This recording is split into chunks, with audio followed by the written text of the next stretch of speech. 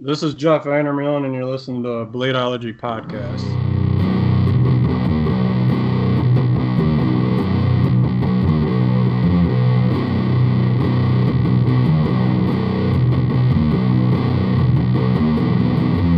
That being said, let's do it. Let's jump into this like we do every week. Welcome to another episode of the Bladeology podcast. We're here with BiltSharp Knives. Adam, I'm Jeremiah Burbank from PVK Vegas. Nick Chuprin of NCC Knives. Elijah Isham of Isham Blade Works. And I'm Adam from BiltSharp Knives. Awesome. Adam, thank you so much for being on with us. Pretty excited to talk to you. What are you doing? What's up this week? What are you working on in the shop? The things that we've been working on right now, I've got the last couple of my customs that I'm working on for our folders. And I've got a few one-offs that I'm doing. And they're kind of taking me a little bit longer than I'd like. But, man, these ones are coming out really cool. I'm doing them with the Micarta that we've made in our shop.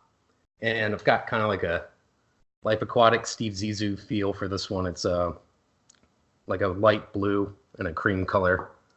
And I'm really excited to see how these come out. I've got some Damascus ones that we're going to work on. And those are going to be the first non-mono steel of this particular model that we've been working on.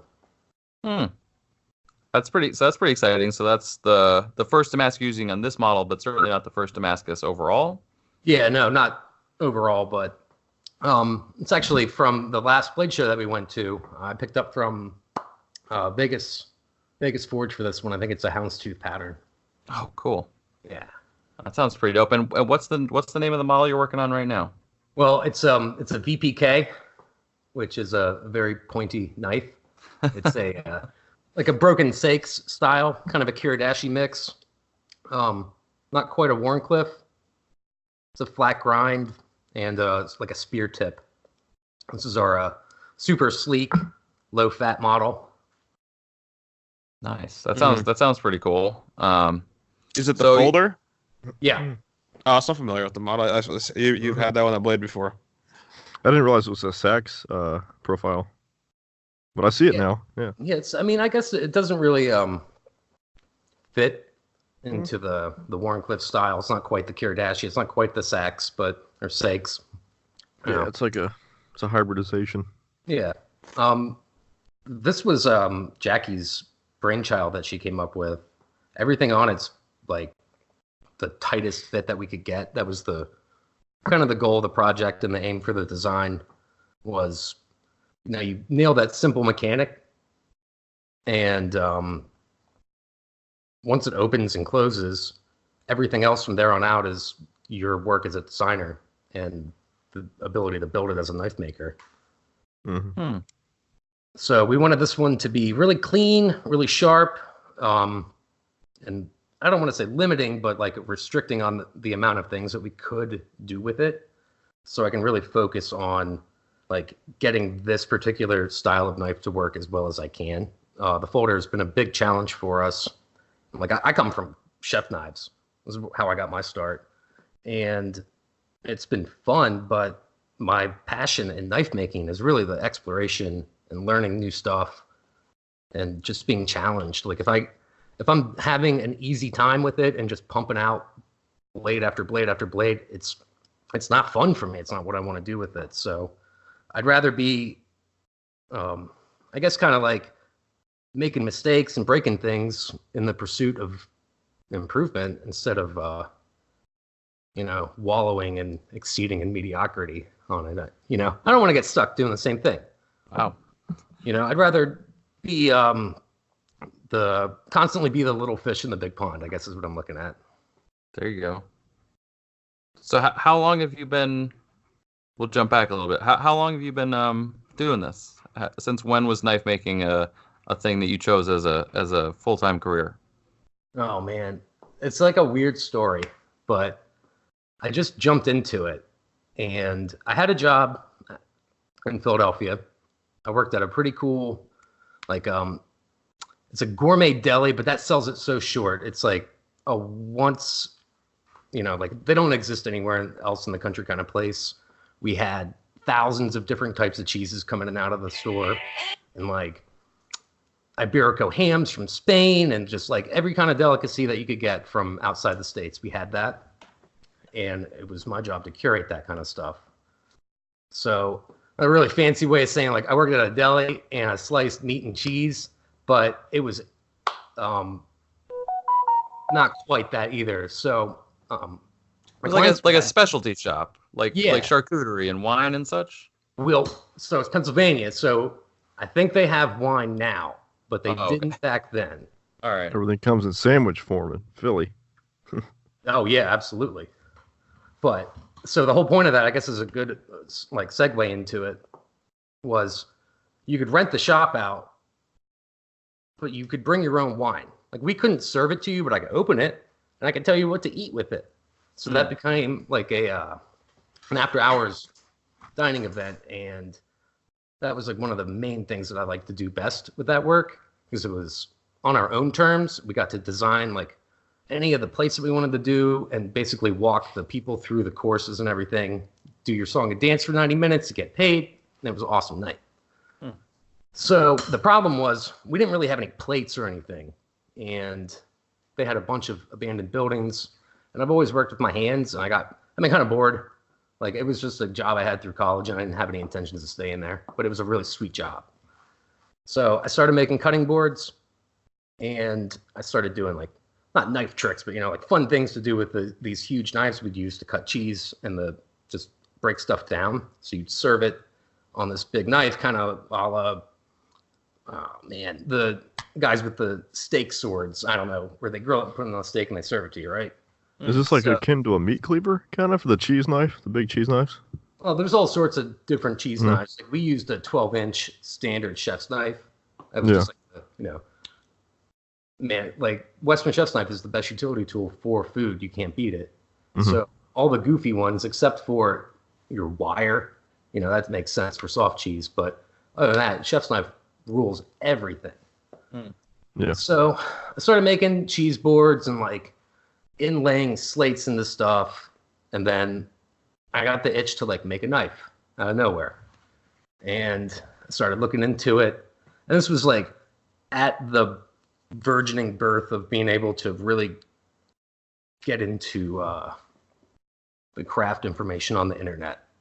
Like, it was there, you had to look for it, and it was just starting to get into like a point where you could YouTube basically anything you wanted to. I hadn't quite gotten there yet. This is like 2007, 8, 9, around there. So I ended up leaving my job around 2009, and I've been doing this ever since. Wow. All right. And so now you moved right in, and you were full-time immediately, like just building boards and kitchen knives, or was it like a transition? Well, yeah, we moved, like, it was a huge jump. Like, me and Jackie just had like a big life-changing thing all at the same time. I didn't really like my job. I wasn't going to go anywhere with it. So just decided to like up and quit. We're going to try this thing out, and like, if it works, it works. And if it doesn't, then we'll do something else. And that was 10 years ago. Oh, wow. Seems like a common theme. Like, we were just talking to Jeff. He had a similar situation. Like, everybody's like, getting either fed up with their job or gets laid off or just quits, and then they kind of like turn to knife making. Yeah. I was coming off of like, I went to college in Philadelphia. Jackie and I met in art school. Jackie's my wife, I should mention, like everybody knows.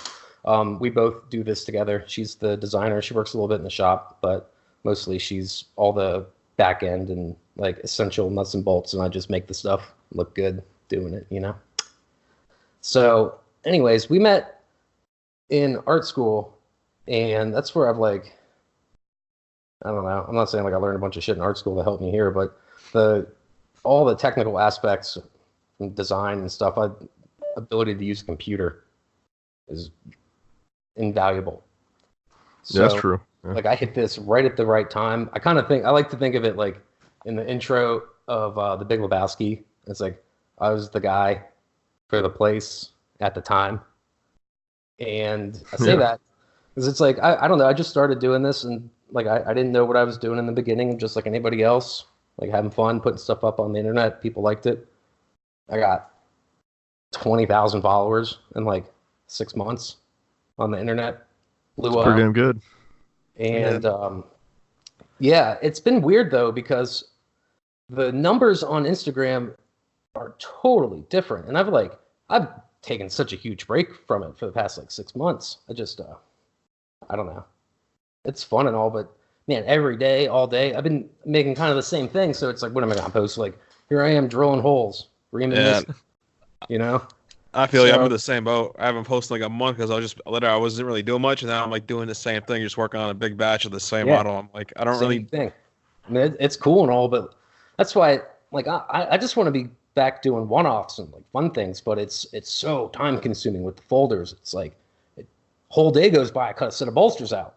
It's like, damn, you know, I make everything in here by hand. I know y'all got you got your fancy Haas machine. I'm jealous. I got a Grizzly, and like. Hey, I started with a bench drill and a Harbor Freight 1x30. Yeah, I went through all the steps. I didn't just go right to the house. Oh no! I'm not hating.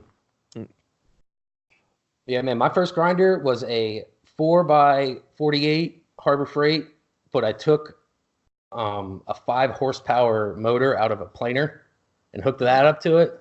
Damn! And screamed. And that's how you lose a finger. Oh yeah. Yeah. Grinder and 5 horsepower do not mix.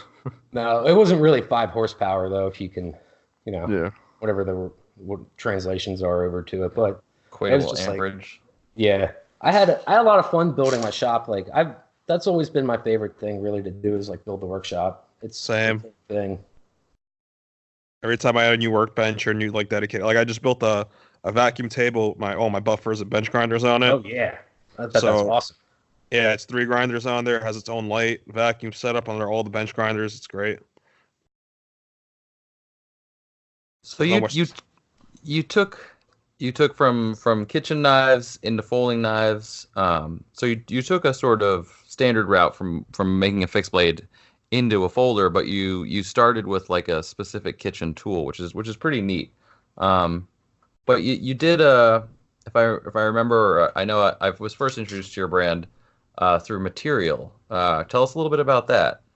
Oh yeah, so my true passion is research, and I think one of the funnest things is like the materials that we use. It's so interesting, like the wood, why wood has curl, what a burl is, like what end grain versus long grain is, the different orientations. All of that stuff is so interesting to dive into. And then there's Micarta, and Micarta is the coolest stuff I can think of. It is a reinforced laminate material at a base form. Micarta being the brand name, as a Kleenex would be to a tissue product. So I really like the flat colors of paper micarta. And it's hard to find paper micarta because I guess they don't make the same kind anymore, or if it is coming from 3M, the black and white paper that I get from like Macecraft or wherever, USA Knife Maker, something like that, that paper is awesome. Can't see a single layer to it. It's flat, it's matte, it's kind of hard to cut, but once you get it down, you've got this perfectly smooth, velvety, pure color of whatever you want it to be. And that was like my big dream, was trying to get like mint or teal in 3 different shades. How about mid-tone gray or yellow gray? You know, there's all sorts of different colors, and you can't really get that in your handle making materials that you just buy from like wherever else, trying to research for micarta. And it took like years of just playing around. It wasn't ever anything I really tried to do, but I finally like cracked it on how to make the paper, and it's a hell of a lot of work, but it's rewarding. And I'll talk all about it. What do you want to know? Well, I mean, that's an interesting. So, I mean, it was built out of a necessity for a specific color you had in mind that one of our traditional suppliers didn't have. And so you just dove in. You were like, I want these colors. They're not available. But, I mean, did you produce them just for yourself? I mean, you produced them at a point in large quantity, or, you know, semi-large quantities for the public and other makers. Yeah, I was doing, it was called Very Good Knife Making Supplies. And it just started out of, my own need. But at the same time, it's kind of like making any kind of product where, you know, you make one, you got to make 40 of them. if it's going to be at any reason to make it. You can do the micarta one set of scale at a time. If you have a couple vices, clamps, or whatever, and you're going to mold, that's fine. It's going to take the exact same amount of time as it's going to take to make 10 sets of scales. You just need a bigger mold. And, the bigger the mold, the more pressure, the sturdier the frame, and it just goes on and on and on. And then you basically have to be making like a factory-sized thing with Westinghouse products, like smashing them together with a huge hydraulic press. And that's kind of where I fell off with it. It was fun, and then it exceeded the fun to cost ratio that I was getting into, because I was loving it. Making all these different kinds of micarta was awesome. It worked so good. I'd have like panic attacks at first. I was selling them, and I was hoping I wasn't going to get like horrible emails back saying that like this guy he bought so much of it. It was a brick. It was so much of it. And I was like, I really hope every single piece of this is perfect for you and works, and you never have a problem with it. And it's the best thing ever. I have no idea though. Good luck. And I mean, like everything I had made for myself, I'd used and it had been great, and I'd tested it. And it's like it's hard to work if you don't know how to work it. But so is mammoth ivory.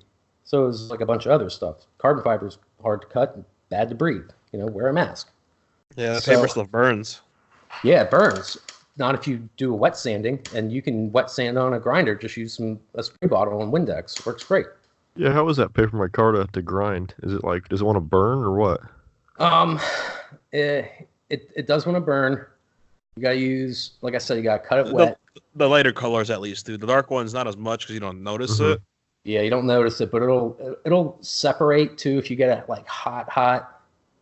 Does it get hot like the heat transfers through it or something? Like, no, you gotta really be. Yeah, you'd have to be like a bonehead grinding. Yeah, like you won't really. Hard.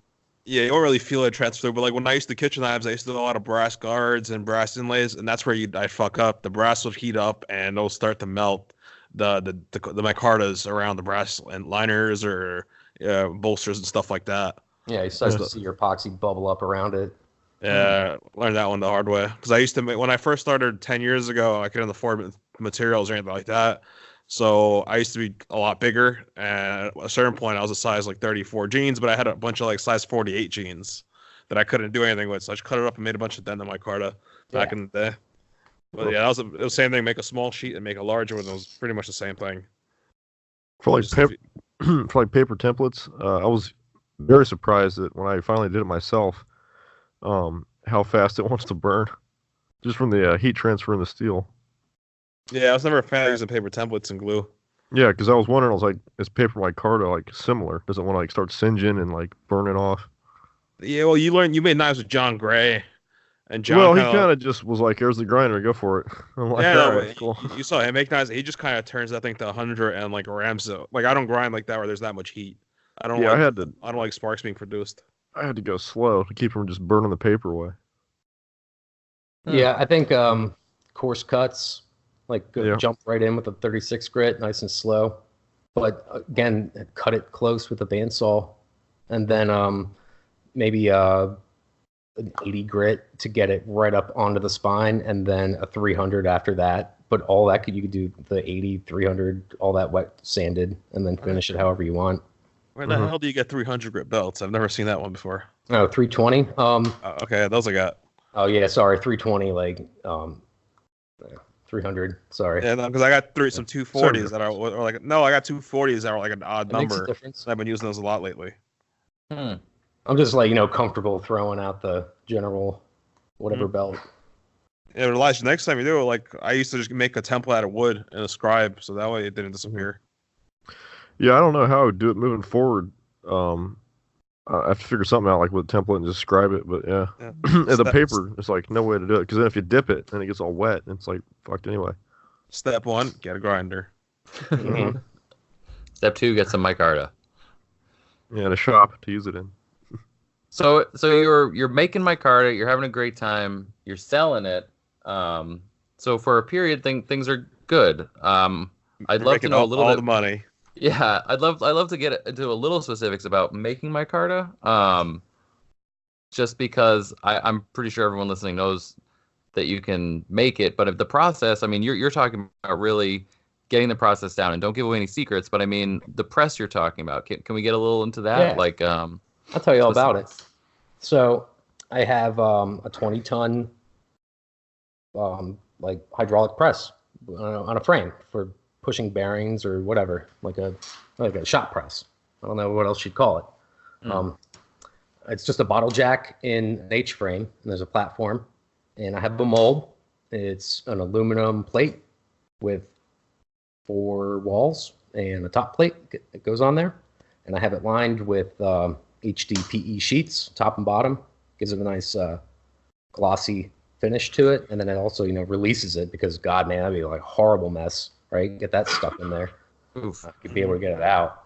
But yeah, it's just layers of paper, layer of epoxy, and then there's tricks to this. And I'll tell you all about the rabbit holes I've gone into with it, but basic way to do it is you put your material in there, saturate it with the epoxy, and then you put another layer on, and you do it and do it and do it. And then you test it, and you see how much pressure you need versus how many sheets of material you're going to use to get whatever thickness you're going to need. You can compress material as thin as you can get it, I guess. However, you can shoot out your resin if the material is too porous. So there's the other issue of the material has to be porous enough, and not every paper is the right kind of paper. And if it's not, I was going to ask you about that. Any special paper you need? yeah. So that's why I was saying, like, when I went to art school, I figured out all the best kinds of paper for doing printmaking, because that was the type of photography route that I wanted to go into. And printmaking and photography is kind of like the machine tool shop operator for outsourcing your folder design to. So I'd be responsible for prototyping the print, finding the material that it's going to accurately represent those colors on, and then transfer it onto that, and then be able to make the machines do the 1,000 copies that you would need to have for that print to be sold, right? So the paper that I use is a pure cotton or rag type paper. It's a natural fiber. So it is basically just randomly oriented cellulose fibers, just like particle board or MDF would be for wood. That's just cut into a sheet. So all you're doing really is taking all those pieces, and since they're handmade papers out of that loose fiber, it sucks up the resin fantastically. If you go to like Walmart or Staples and get a pack of printer paper, that shit's been like hot rolled and pressed and squeezed and manufactured to be done like boom, boom, boom. I need 1 million reams of that tomorrow. Whereas I think the paper I get, they make it, like in batches. And then you can only get the certain colors, certain times. Then when they sell it, they're done. So, expensive paper. It's expensive, but it's not really. It's like $20 for like a ream, like what you'd put in your printer. Where you're going with this, I can't help but think about it, and I'm sure somebody's tried it or done it. Could you do it with money? Could you do it with bills? Yeah, you can do it with money. My friend Adam Brackney, I think is how you say it, Workerman on Instagram. He's got some kind of resiny thing with money in it. I think he calls it blood money. Yeah, is that the shredded money they get from the mint? Yeah. Okay, I've seen that. Yeah, I wonder how that would work, because I don't know what money's coated with. It's not like, it doesn't soak up. Well, no, so I made some of that stuff when I was doing kitchen knives.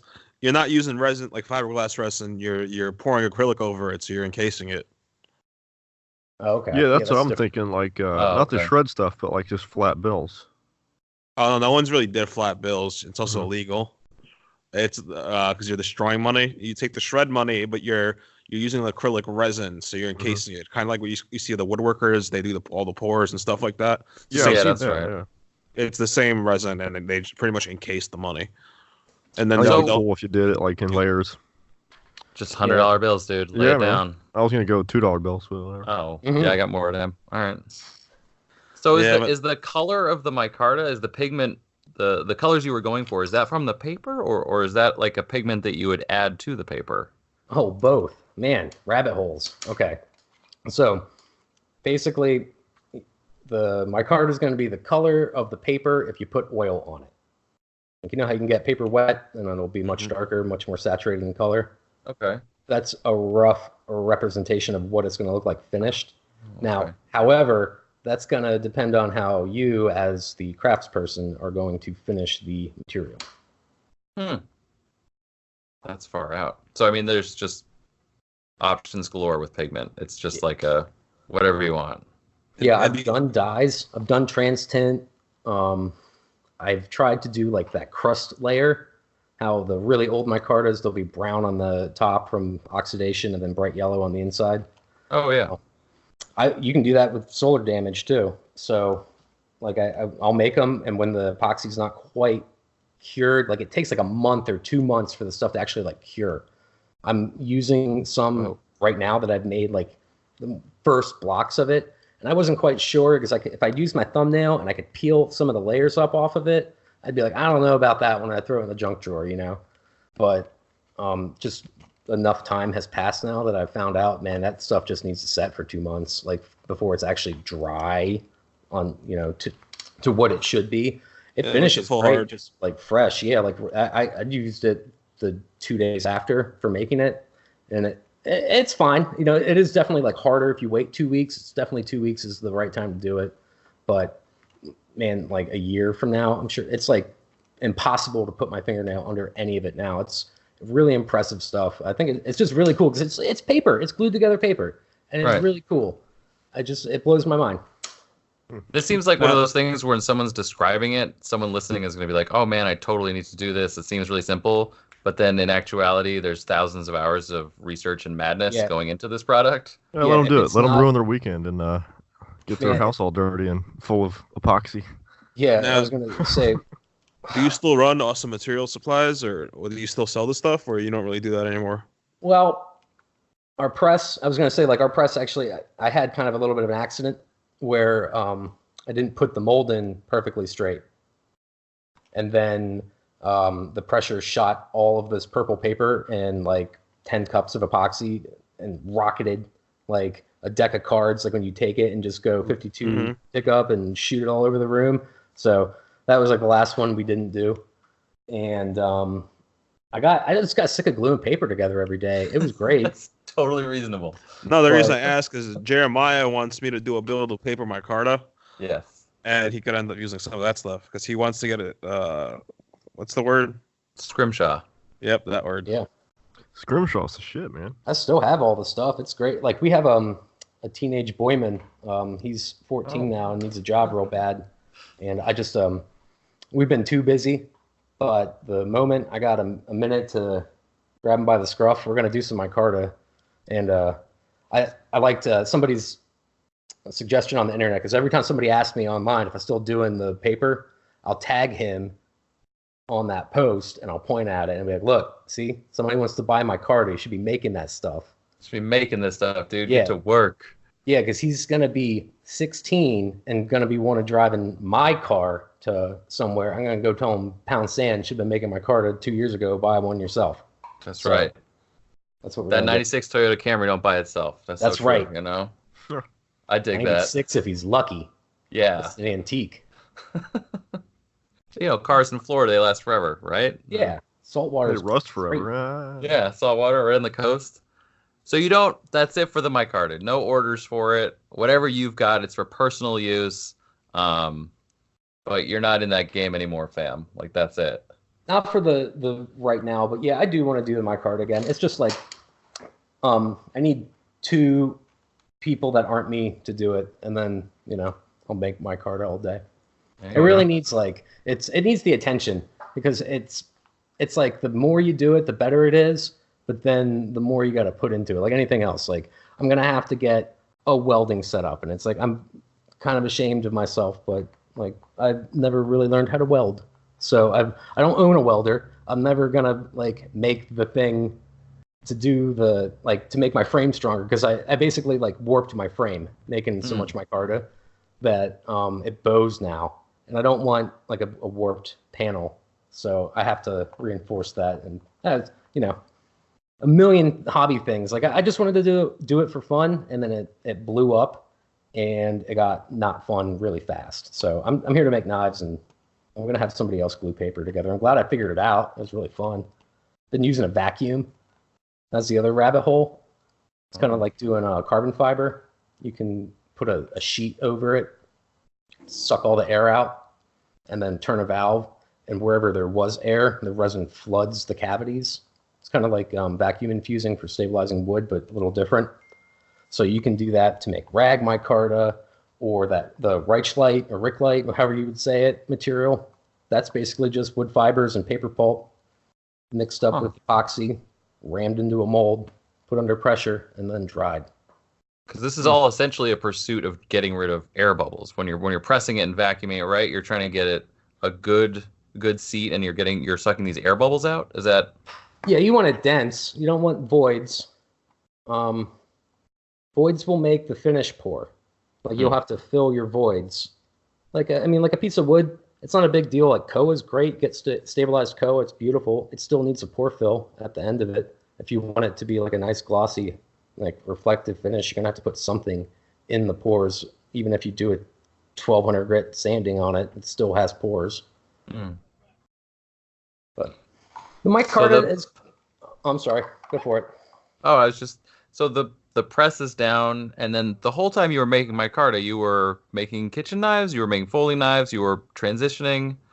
Was it like a side gig? Because you're saying there's two different companies. Because I remember when I ordered micarta from you, it was from Very Good Knife Making Supplies, and I talked to Nick, and he's like, "No, that's actually this guy." So you were kind of running two businesses simultaneously.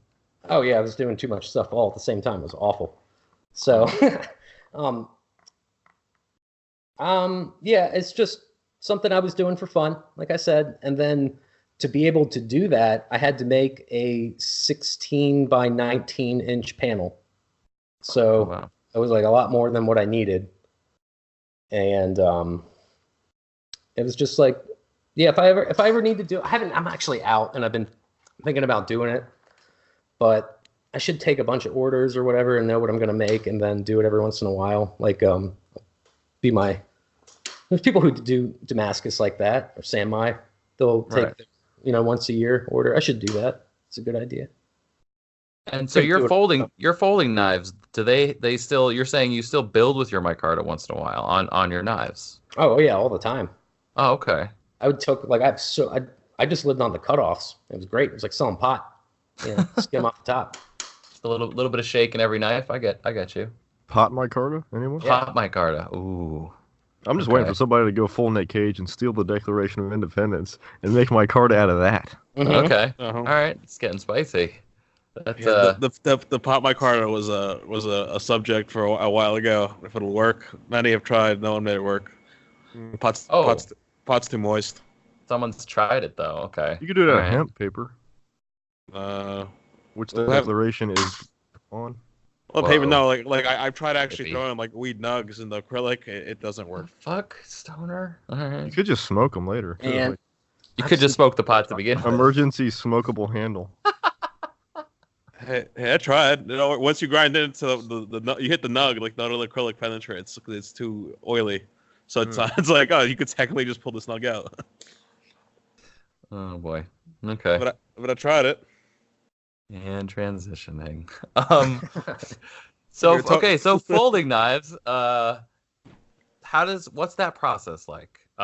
You said earlier you work with your wife Jackie. She designs them. You build them. How do you like folding knives? Let's get into that. What's your process like? Yeah. Ooh. Yeah.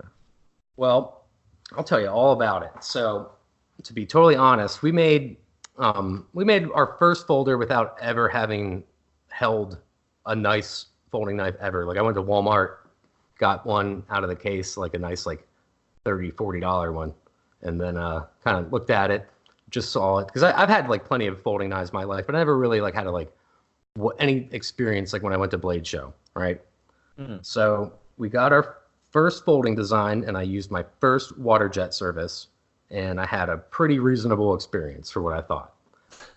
I ran into like a ton of problems immediately, realizing that I didn't have the equipment I needed to do everything that I thought I needed to do, right? So I had a mill, and I was like, I'm just going to mill my blades flat and this, blah, blah, blah, blah. It was a nightmare. Nothing fit. I had to go see my friend Zoe, who had like a Blanchard surface grinder and a 2x72 surface grinder at his home shop, and he saved my butt. I would never have been able to make any of them. And then I went to Blade Show with him and a bunch of people I'd never met before. I think it was my first Blade Show. We went. Is that when you met me, or was that the following year? I think it was probably because I think you saw the Tonto that we had, that folder, and that was my first one that I made. Yeah, because you showed me you and Jackie showed me 2 folders, and you're like, "What's wrong with this?" And I was like, "Honestly, or just like, should I just say this is good?" And it was great, but I was like, "You want me to like really pull it apart?" And you're like, "Yeah."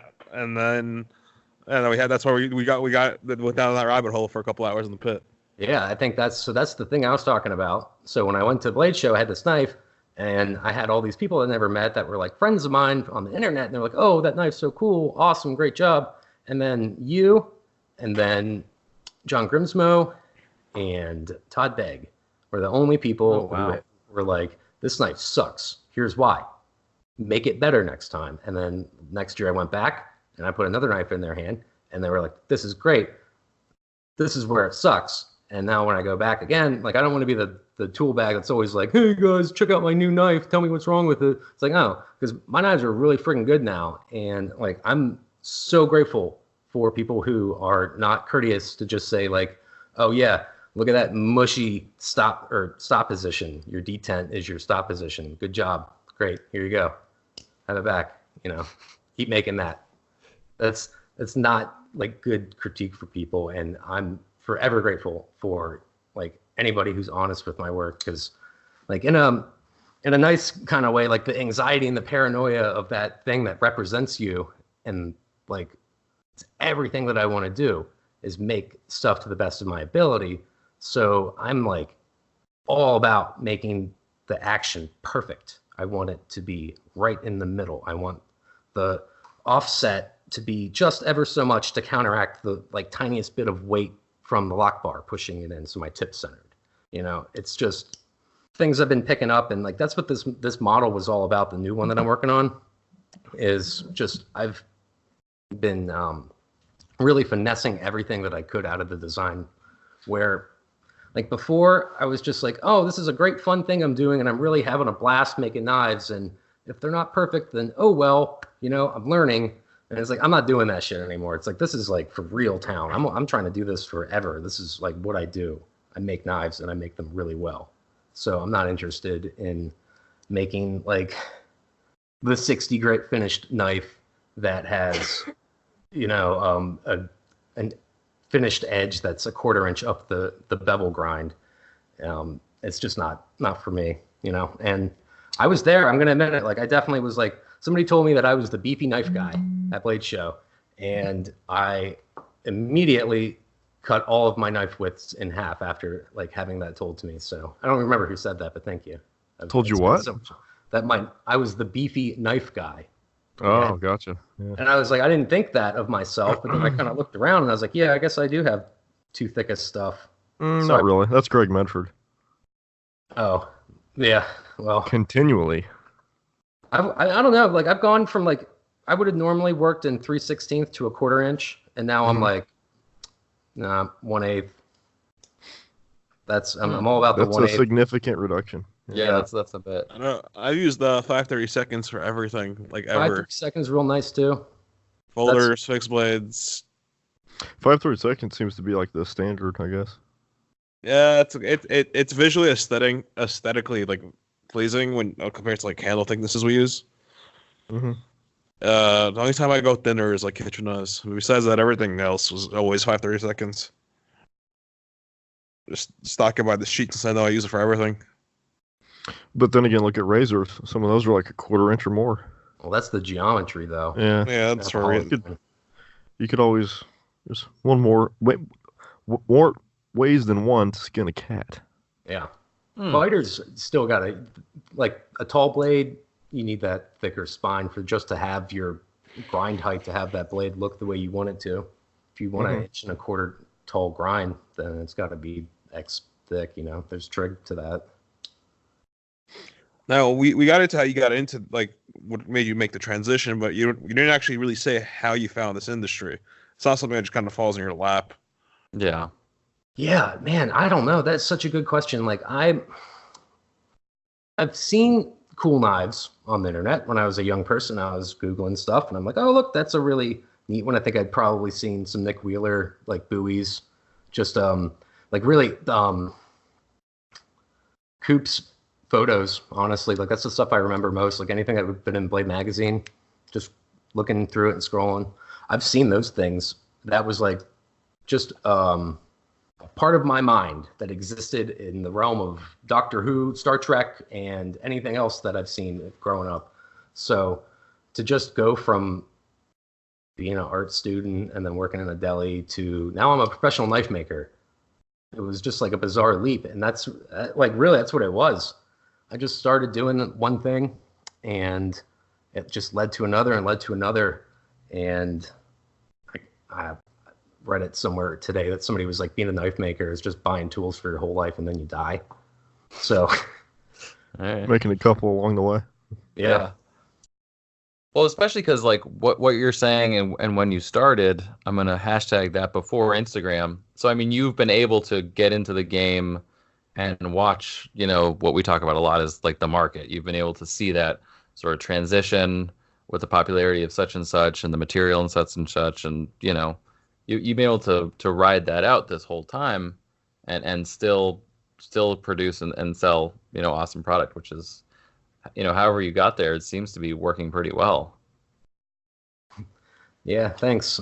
That's kind of what I think I was saying before with the Big Lebowski thing was I think I hit the internet right at the perfect time where I was trying to learn stuff and I was like representing what was going on at that time and just like the crowd support of it because it was that craft movement hit, social media was swelling, and everything's changing over. And it was like this huge sweep from where you're going from a market that pretty much existed like in the depths of the forums and in niche markets and Blade Show to now it's being opened up. And man, I get emails every month to be on Forged and Fire. I don't forge anything. Stock media. I mean, it's cool. Just go on there. Like, just do it. Go on there. Right? I should go and just then like, like, hit it hell once or yeah. twice and be like, all right, cool, it's forged. I'm gonna grind this now forever. Just And if you go on, you could visit me. I'm right by there. oh yeah, Yeah, they're in Brooklyn, like 20 minutes away from my house. Where they record because they found me because of that for season 2, but it was the same thing. I was like, I don't forge. Like I don't know if I go do it, they're gonna kick me out. And then season 2, we don't really understand. Just come on, it's fine. All right. Yeah, like no, it's cool, but then like I didn't do it, and then season 2, actually a folder maker did get on. Yeah, neither does Ed. Yeah, Ed got on. There. He made the most complete knife in round 1. The judges are like, yeah, it looks great and all, but you didn't forge it, so unfortunately we'll have to let you go. So we're gonna have to ask you to leave immediately. Yeah, you built a knife. We're not here to do that. This is a television show. Like, oh shit, okay, my bad. He got lucky with a lawnmower blade and just ground the shit out of it. man, that's when you just get in a fight with the person next to you, and then you're Snooki. Yeah, there you go. Just start throwing punches and see what happens. Yeah. Just like cut somebody. It's like, I'm not leaving this show. What are you talking about? You asked for good television. I'm gonna give you goddamn good television. Yeah. So during your folding knife period, have you been an order taker? Are you just sort of making as you go? What's been your process for selling or for taking orders or not taking orders? Well, I've never really taken orders.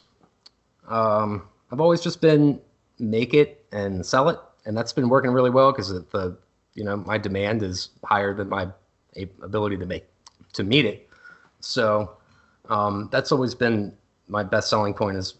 We have a website, and I don't take dibs on anything. I put it up for sale. Newsletter goes out, and they're usually gone within first couple hours. It's weird if they don't sell immediately, then they don't sell, and it's like the craziest thing. And it'll be like one I really liked, and it's like, oh, I guess it's not for somebody today, And if they sit for a week, I might actually, like, if I have the ability to refinish it, I could maybe make a new scale if it's a folder, it just has like an inlay or something, put a new piece on there. It might, but I've never really taken orders. I've had a lot of advice going one way or another between doing retailers and being like cautious of pigeonholing myself into taking orders too far ahead of time. And then especially like, man, taking deposits and stuff, that's risky if you're doing it for too long ahead in the future. Well, just figure out how you want to do it. Like, yeah, $50 deposits is what makes me comfortable. It kind of just holds the spot, and if I really want to refund the money, it's not going to kill me to send someone back $50. I'm pro deposit for sure. Just $50 is different than like 50%, and that's I'm not saying like that's. No, to each their own. Like, if I take too much money, I know I'm gonna lose all motivation to make your knife, and then if I get the motivation to make it, I'm gonna rush through it just to get out the door. Like that's why I like to do 50% deposit, and like a day before it's finished, I'll send out an email. I'll be like, hey, your knife will be ready tomorrow or in 2 days. So just know that like you'll be expecting an invoice. That's been working out for me. I usually try to gauge out about 6 months worth of work, and I just finished my books, so I'm trying to decide where I want to go from here. Yeah. I'm looking to see. We're always starting over, and we're always changing. Like things work, but I always want it to work better and work differently. So sometimes we take a couple steps back to take a step or two forward. So always open to talking business lines. I like, Nick, that you've got that mindset on you. I'm all product. You know what I mean? I just do whatever I have to do to get. I Yeah. just do whatever I have to do to keep the lights on. Having a shop in New York isn't cheap. Yo, man, I applaud you for that. That is a triumph. I just do what I have to do. They need to. Yep, making knives in the heart of Manhattan. Man, Directly downtown, and he has an employee now as well. Just across from he's Times Square. Yeah, full-time employee. Yeah, now I'm employees. It's even harder. New York salary, it's insane. I can't imagine the healthcare costs involved for your company must be outrageous. My dad doesn't get healthcare. Oh, okay. Nonsense. All right. Okay. He has to work like a year for that. Oh, okay. All right. Well, I mean, if first come first serve is your style, it sounds like It sounds like you rock it. You have a newsletter, so people sign up, they get notifications, and you do the gram, which you might be taking a break from, but whatever. I don't know. Social media is ever present.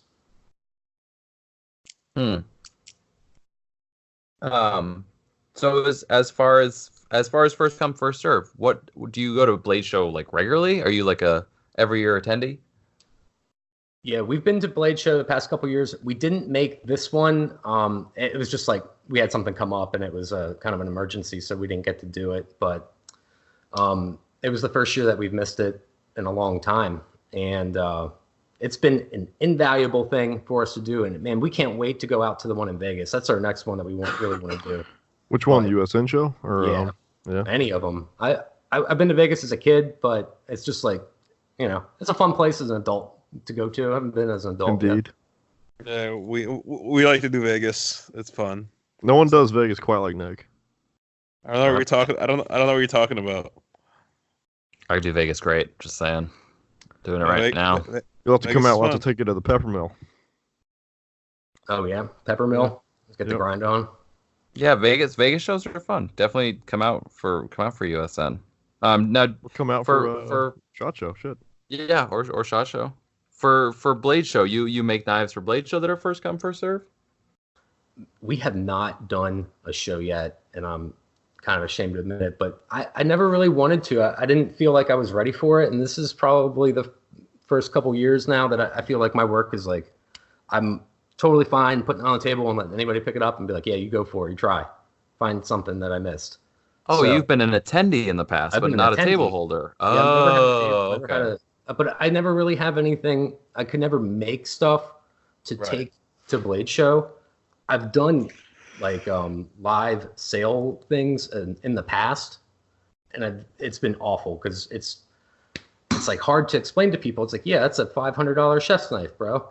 Yes, that's how Yes. much that costs. And it's like, it's just not the environment. Whereas if you go to Blade Show, it's No like, one oh, will blink at that. Yeah. yeah, it's just what it is because everyone knows that's the place where you come to see things that are made by hand, and people who make stuff like for a living get paid for it, and that's what a week of work costs. So it's just it's never been really something. I didn't want to go with our fixed blades because they're like I don't want to talk down my work, but it's like I've never been able to make enough of them. It's always something, like I said, I've always been increasing or learning or changing the stuff, so they're never quite the same thing. I could never make 20 of them the same way because I'd change it too many times. It'd be too much of a learning process by the time I got done with all of those. So I just feel like now is like a different era for me as a knife maker, whereas I've spent like the past 10 years learning how to do it, and now I'm doing it. No, but I feel you on that. I didn't actually get a table at Blade Show until like my 7th year. I always did it as I like to attend. I liked it as a vacation, hang out with friends that I talk to online. So and then much like, fun. yeah, 2 years ago I realized I'm kind of over it. Like, this is a job. I do a show. I get to still hang out at night. It's time to actually. I'm walking it every year. Kind of just it started getting old walking around the show.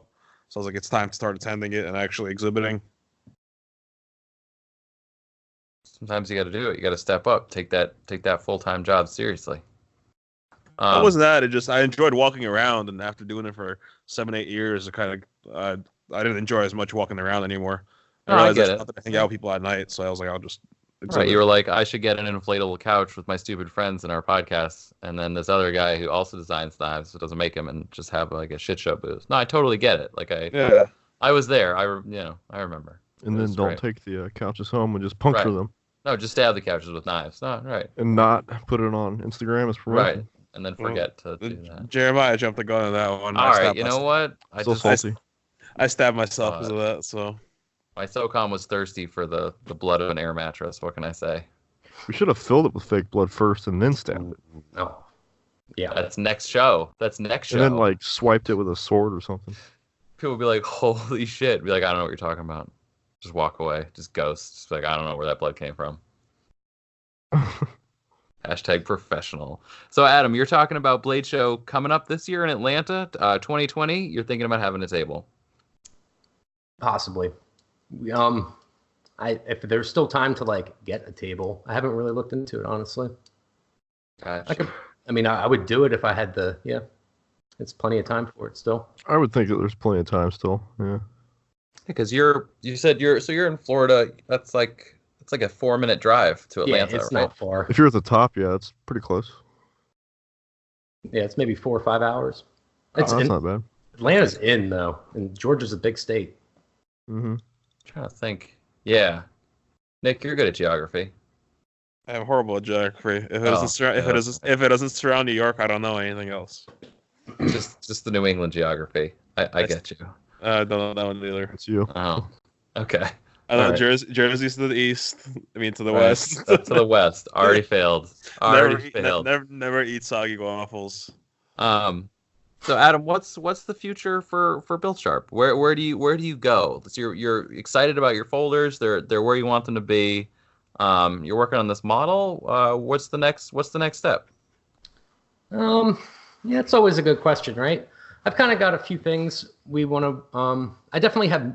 I'm played out with most of the designs that I got, and the next big batch that I get water jetted, they're probably going to be a lot of new designs in it. We got a sketchbook that's just like been swelling for months because I haven't really had anything new get cut out. I just I haven't been doing like the individual prototyping as much as I have, just because like the folding knives are so much attention and detail and it's so precise, and it's like the day I set the locks and the detents, like I take off the day afterwards because I'm so stressed out from doing it. And I just like I haven't cut anything out on my bandsaw in forever. I made a hidden tang fighter the other day, and I'm really excited to work on that. I put it down. I want to get some kind of cool, like a big hunk of zirconium or something to make the guard out of. So, Hidden tang fighter sounds fucking awesome. Yeah, it's like a 10-inch recurve. I take it that's not on Instagram yet. I put one picture up in a story, but it's like I took one of the ones it was in Blade magazine of December last year, and I took one of those. and milled all the handle off and made it into a hidden tang because it has a notch for a thumb safety, and I used that for the top part of where the guard is going to slip into. So I'm excited to do it as like a mod on one of my designs. I haven't done that in a minute. That sounds pretty dope. So I mean, that's good to. So yeah, I talk with Nick about this sometimes. But like still having like passion side projects, like stuff that obviously knife making is a passion. It's fun, but having some other project on the side that you're really excited about, I feel like that's important for makers and for everybody. Just have something like out of what you would consider the normal like work sphere. Yeah, absolutely. I've been getting into a lot of house stuff. I made Micarta countertops for our kitchen.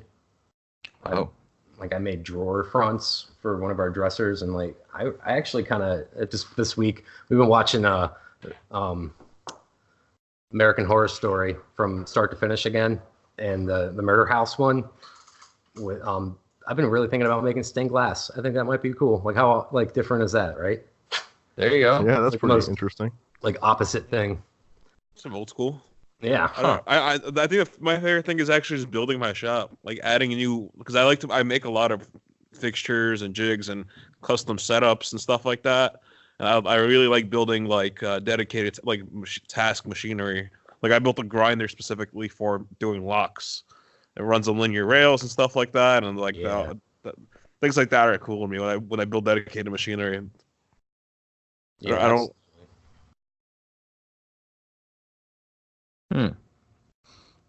So you've got a whole book of these potential designs. How are you gonna choose one? Like if there's so many, how many? You just like put them on the board and throw a dart at them. Just Well, so kind of what happens is like we'll start with a sketch, and it's like anything else. It's a bad sketch. It could just be like an innocuous knife design, like an oval, and then we might have maybe a theme or a shape or an idea. Like the VPK, I actually wanted to do a knife that had a flat grind that I could mill the main bevel for. And I did it, and it worked, but it took longer than I would have wanted. I don't have a CNC machine. It was easier to grind it with a fixture. But the whole project started by me, granted, you can see what I'm doing with my knife in my hands, right? Because this is a podcast. Mm-hmm. So tip to tip, the knife would go tip to tip, and then the holes, which serve as the pivot, would be where the blade got mounted to a fixture. And that fixture was set to a 5-degree bevel. And then I would run the mill over it, and it would do 2 blades at once. It was great. But like I said, it took longer than it needed, and I'm totally forgot why I was telling you about the milling fixture. Oh, we're talking about blades. So yeah, so I got a design, and that one was, I really wanted to make a knife that I didn't grind. I wanted to like mill a blade without a CNC machine. And I mean, it worked, but it was just too much to clean it up. And it was a fun test, but really like we just start with something. And like right now we're going to do this Quaken. It's like, I want to make that as a folder. I'm into like the clean, sleek, like thin lines right now. I've never made a ballast song, but like that kind of look where it's like longer and skinnier. It's a type of knife I haven't made yet either. So it's just things like that, or little milestones or something. I'm more interested in casting like a wide net and having fun making these different designs and like elements and learning how the swedge should work into the tip with that particular thickness while also tapering and being correct. Like they're all things like, it's just each project has a little side mission that I'm going to learn and pick something up and carry it on through all the other ones. That sounds pretty legit. Definitely, it sounds like by another halfway mark in your career, you want to make all the knives. Like you want to make, like if you want to learn about knives, you're talking about ballet songs. You're talking about like eventually making lockbacks, and I mean that's a classical way to go about knife making is to know how to make every kind. Yeah. I would say like I definitely see the benefit of focusing and mastering of one thing. It is so important, and really like can't that be like the art of knife making, whereas like part of being a good knife maker is knowing about titanium stickiness, and the fact that if you run a drill bit through a hole in a sticky material, then it's going to make a burr on the bottom side now it's not a true diameter anymore. So there's like these things that you have to learn that it's like nothing to do with knife making. Like noble metals knowledge and like anodizing, color fractals, all of that stuff. It's just the fun thing of learning about knife making. So any of that information that I can get in a broad stroke is like, really, that's what I want to do. The byproduct is being able to like make stuff with the knowledge that I've obtained on whatever I was interested at the time. I dig it. Like that's like some heavy like material sciences and then the fruition of functional art at the end, which that's pretty cool. I dig it. Can't have people complaining your lock's sticky. No, that's for sure. Or that detent track is showing. You don't have visible detent tracks, right? Who, me? Yeah. Better not. Okay. Not unless I screwed up. Yeah, right. So, what's the best way for people to get at you or not get at you, as far as your knives go? If they're looking to become more hip with what you're doing, how do they do that? To get hip with the jive. Yes. Hip with the flavors. I'm at the BiltSharp at the Instagram.skypegrandma.com. Nice. And our website is currently being worked on, and it's not there at the moment. But if you go to it in the future, it's probably going to be there, but not right now. So don't worry about that. It is https www.biltsharp.com / I'm the best.com. Oh, I got one of those sub URLs. Yeah. I like it. Okay. It's what do they call those? A subreddit. That's custom. That's hyper custom. Well, very cool. I think is there anything you want to add that we haven't asked you? I want to talk about Aliens with Elijah real quick. God damn it! I've been talking to you for like 20 minutes, and I realized my mic has been muted for like 20 minutes. I'm sorry. I was like, God damn, why is everyone ignoring me? That's the only reason I really wanted to come on the show was talk about Aliens with Elijah. All right, get it on. Wait, before we move on, I was trying to say people should know Bilt is BILT, not BUI. Oh my gosh, yeah, Bilt, BILT. yeah. No, it's only I, BiltSharp, no you. I kept trying to say that, like, wait, the mic is muted. Fuck. The spelling All right. specifics are you got to have it, right? BILT. Okay, now Sharp. aliens. Aliens. All right. It was a dark and stormy night in 2015, Tennessee at, hold on. Oh, I can't remember. It's this guy's Craig's farm. Craig is a shepherd, okay? I went to this place called Lambstock. It's a party for chefs. Whereabouts in Tennessee?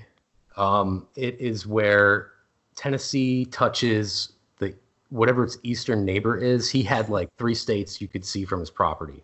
North Carolina? Yeah, North Carolina and probably West Virginia there. Kind of, yeah. Something, wherever, right there. He's in the corner, okay? I think that's how geography works, but okay. Yeah. So it's like a big weekend cookout, right? You go camp, hang out, and like I said, he's a shepherd. He's got all these sheep, so they're gonna have like a sheep roast all weekend. And I was the first person to show up that night. I accidentally went a day early because I misread the invitation, and I kind of had to be somewhere, and I was gonna cruise through, and then like leave and go to the next stop afterwards. Mm-hmm. So I'm with my friend Jesse, who's a city boy from Philadelphia. He's never ever spent the night like gone camping or anywhere, and we're sleeping in a really dirty like dog living in kind of camper in the middle of a field. So it wasn't really too camping, but it was camping. All right. And I'm starting to fall asleep, and I hear a freight train coming, and my friend Jesse's like getting freaked out. He's like, "What is that noise?" Because the camper's starting to shake on the ground. And I'm like laughing. Freight train. I was like, "Yo, man, it's aliens. They're coming. Oh my God. They're gonna get you." And he's like, "That's not funny." He's getting scared. And like I could tell it's a train because it's like jump, roof, roof, roof, roof, roof, and then you can see the lights coming and it gets closer, and then it's real loud, chugging, and then it chugs on by and it goes right. And so, like I said, I show up in this field. He put me in the camper for the night because it was a day early. I was the only person there. It was dark. The next morning we wake up and I'm in the middle of a field. There were no train tracks anywhere. Weird. And we never really saw what happened, but there was a earth-shaking light that came and went, and I had an out-of-this-world experience that night. I'll tell you what. So all those signs pointed to train. All the signs pointed to train except the lack of train tracks, so we will also accept ghost train as an explanation. So it was pretty close for you to see the lights. Yeah, it was like if you were across the street from a freight train and it was real loud. That's like literally the experience I had, except there was no train tracks later on because I was in the middle of the field. So the light was like filling up the trailer, like as if it was like coming towards you, or Sure. was it just like an all around you light? No, it was like a point of light, like I said, like a train. It's coming. Okay. It came, it went, but it was so loud, and then it was gone, and it was a train. Like that's what it sounded like. I don't know. And you were just in the middle of a field. Middle of a field, full of sheep. Huh. I don't know. Yeah, weird experience, but That's very strange. All right. If there's a time and a place to share it, this was it. Yeah, you that's know what? pretty unique as far as like Yeah. UFO stories. Well, thank you. That's a fresh one. I don't. Yeah. All right. It's cataloged here forever. Okay. Yeah. Yeah. Was that the first and only alien experience that you've had thus far? Well, I'll tell you, that's the first thing that I've experienced that I was like, I just don't know what that was. I was a young person growing up in the time of X-Files, so I really wanted to believe. Oh yeah. And I one time saw a light descend from the clouds, like a cloudy thing. It was cool because it was like illuminating the clouds. It came out from underneath of it, and then it went like away, not at an unreasonable speed or anything, but could have been a helicopter. I was young, I don't know, but I remember it scared the shit out of me. See, I'm reasonable. I want to see something awesome, but like I'm not gonna like I want to see it, you know. Yeah, that's always the trope. It's like you want to see it, so it's like wanting to see kind of prevents you from ever seeing one because they somehow know. I want to be Richard Dreyfuss, you know, and like go up, frisk it, let them eat me if they want. But you know what? I did it. Did you see the new JRE with the pilot on there talking about the encounter he had?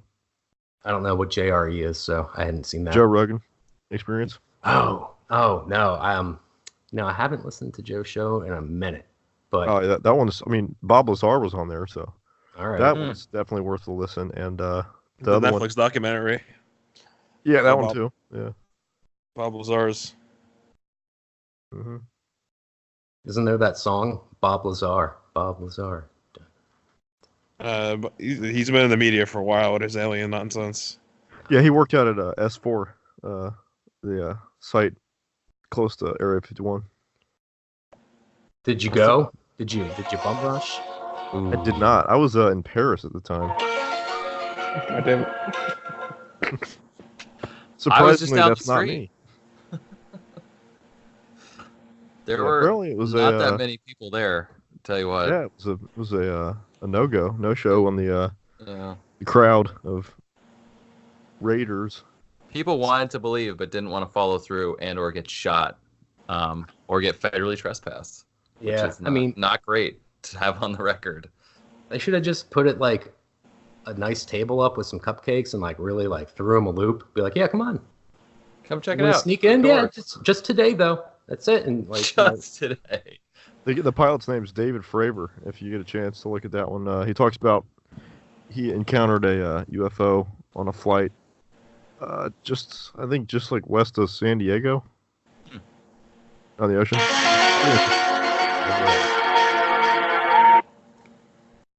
And this podcast has officially gone off the rails. So if anybody listening has had a similar experience, please feel free to reach out to either Bladeology or BiltSharp and share your experiences. we'd love to have you on to talk about your strange encounters of any kind, as knife making is always somewhat of a strange encounter. Nick, you want to play us out?